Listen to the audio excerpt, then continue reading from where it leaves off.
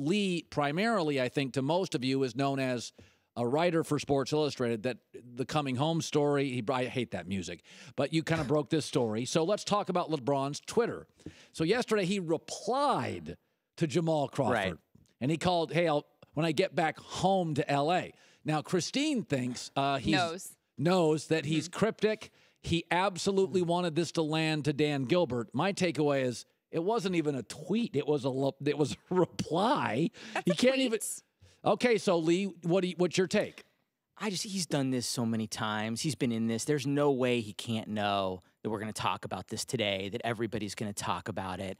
I don't necessarily know that it means he's going to be playing in L.A. in a year. I know you believe he is going to be playing in L.A. in a year. I do. I think the Kyrie thing is sort of I always thought it was a possibility. The Kyrie thing is like kind of the linchpin. Really? Because I actually look the other way. Okay. I actually think this Kyrie thing, to me, gives Cleveland a greater chance because it gives them a chance to kind of reset that roster, and he may have fun with this. He may look at this a little differently. This is someone who's been on super teams for the last 7 years, and with that comes incredible opportunity. It also comes burden. You have to satisfy these other guys who think of themselves as stars, and when you have a young star who has tons of ideas about what he should be doing and needs of his own and desires to kind of grow his own game, that's a burden on LeBron that all of a sudden, if Kyrie's not there, let's assume that, he won't have. I actually think this next season is set up to be really maybe one of his more enjoyable seasons. So your feeling is, listen, it's first of all, did you know it was bad during the season, Kyrie LeBron? It's been difficult there since day one. I mean, you remember that first road trip. There was a West Coast swing. They went to Portland. They went to Utah. This was year one in Cleveland. Yeah. And there was a big meeting of the minds. I believe it was after a game in Utah where Kyrie didn't have an assist. That's right. Yes. And so a lot of those things LeBron said about the culture and about team, and those were directed at Kyrie Irving, a lot of those kind of comments. So I think that it's been a struggle for a long time, and it's the natural order of things in the NBA. Young players want to shine. Older players want to win. And they want to shine and they want to win. I'm not saying that Kyrie Irving doesn't want to win, but he wants to see right now how good he can be. You know, he wants to see what's out there for him and if he can front a franchise. When LeBron James comes in, your priorities have to change a little bit. And clearly there was some tension there. Would he be willing to set himself, a little bit in LeBron's shadow for the greater good, for a chance to make the finals? Most players who are older would say, yeah, sign me up. But a lot of those players, when they're younger, they don't do that. It's like, look at Harden and Westbrook, right? Harden and Westbrook, I think, really enjoyed this season. Yeah. They got to put up the numbers. They got to do everything they wanted to do. Then the year ends, and they think, well, wait a minute. Now I kind of want Paul George with me. Now I want Chris Paul with me. And that's the question to me with Irving is, in a year or two, is he going to sit there and say, man, it'd be really nice to have a 250-pound small forward who can make plays for me right now. You could make, let's flip this. Because I think Kyrie's making a mistake. Right. Like, I don't think you leave Magic. It's an unusual. And no one leaves LeBron James. And that's why this stings him. You don't leave Magic. By the way, there are stars like Melo you can leave. There have been stars that I can rub you the wrong way. I mean, Jordan, Magic, Bird, West. Right. Certain guys you don't leave, and I think LeBron's one of those, and the numbers validate it because Kyrie's efficiency numbers were really better with LeBron than without LeBron. Right. Shots went up, efficiency. But let's just turn it on its head. That you just said something a couple minutes ago, that they can reshape the roster. Right now, Cleveland's too old to defend Golden State. Right. They just are. And Boston's getting younger and better, so they want to get younger. My belief is there's one trade that makes a ton of sense, that you go to Minnesota and say, at about December, give us Wiggins and Jeff Teague. And I think it works. You get a younger wing defender. But Kyrie has now said in the last 2 weeks, hey, I'm not guaranteeing I'm staying with anybody. Does that harpoon any chance to get a great player? A great player, they're not going to get a star back for him. I think that they're going to. Well, it depends on if you think of Andrew Wiggins as a star. See, I do. Andrew Wiggins was supposed to be this elite wing defender, and his performance has shown that maybe he has the potential to be that. He's 24 a game, though.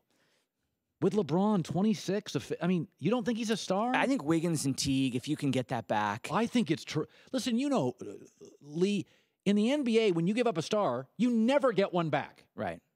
I mean, now, is Wiggins as good as him? No, but in league history, that is darn close. Yeah. I mean, just production. If you look at Wiggins and Teague numbers and Kyrie can't defend, And Minnesota, more than, let's say, Phoenix or even Denver, has reasons to be confident that they can re-sign Kyrie because they have Jimmy Butler, they have Towns. They're actually set up probably as well as anybody, going forward. Yeah. So, no, there's sense of that trade. What they really needed to do, Colin, is read these tea leaves for the last year, for the last 2 years. You need to know your players. And I think they had a GM who did know their players. They had David Griffin. And this kind of a deal could have been executed pre-draft. It could have been executed at the draft. And they could have been the team that had Paul George. They might have even been able to get another piece, a point guard back, if you're willing to send out Irving in a three-way kind of trade. So the mistake was probably made by Dan Gilbert to not kind of see these signs before and do this before. If they went to Irving, I think they would have known, even going back to mid-June. Okay, so Kristine had the story that the Warriors are talking to Paul George. So Right. Paul George is going to go play with... Or want to talk to Paul George. Cancel the season, Plan yeah. to. Cancel the league. Okay, so we can't. Cover Sam Darnold. I got 4 months of talk Right, I've got to right. fill.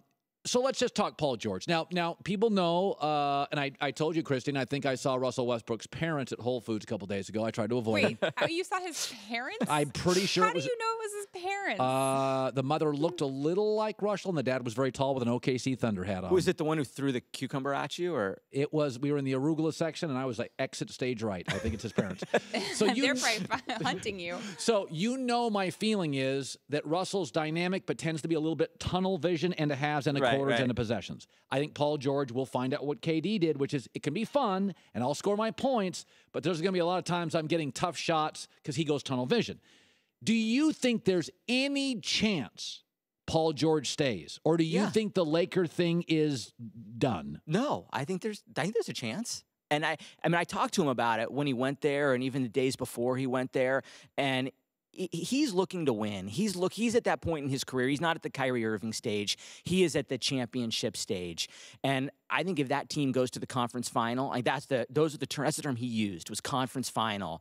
Can that team be a conference final kind of team? I personally believe they can. I think they're going to be the second best team in the West. And I know that may be too much. San Antonio will have something to say about that. I think they're going to be better than the Rockets. When you look at how George defends Harden in particular, that matchup now, to me, is swung a little bit. When you see, and you're also, the way Paul and Harden coexist, there are questions there. Two guys who need the ball. The way George and Westbrook coexist, that should be a pretty natural fit. You're talking about a guy who likes to play off the ball, who can space the floor. They have the wing defense. Do they have the talent to match up with Golden State? No. Of course not. But they have the kind of fit that you would want to match up with Golden State, where you have Robertson and you have George, the two elite wing defenders with a rim protector in Adams, Westbrook at the point. Listen, being with him those first couple days in Oklahoma City, being around George, he is going to be treated as something he's never seen. He will be wooed in a way that Fresno State did not do and Indiana could not do either. I mean, it was an amazing scene out there in Oklahoma City when he landed. They don't want to lose another guy. And they are giving Westbrook a second chance. This is about Westbrook. This, to me, is this season will be a referendum on Westbrook as much as it will be anything about Paul George. Can he make it work with Paul George in the way that he wasn't able to with Durant? Clearly, you think it's just not the way he's wired, right? You just don't believe he's wired to do that. But they're giving him an opportunity to make an adjustment.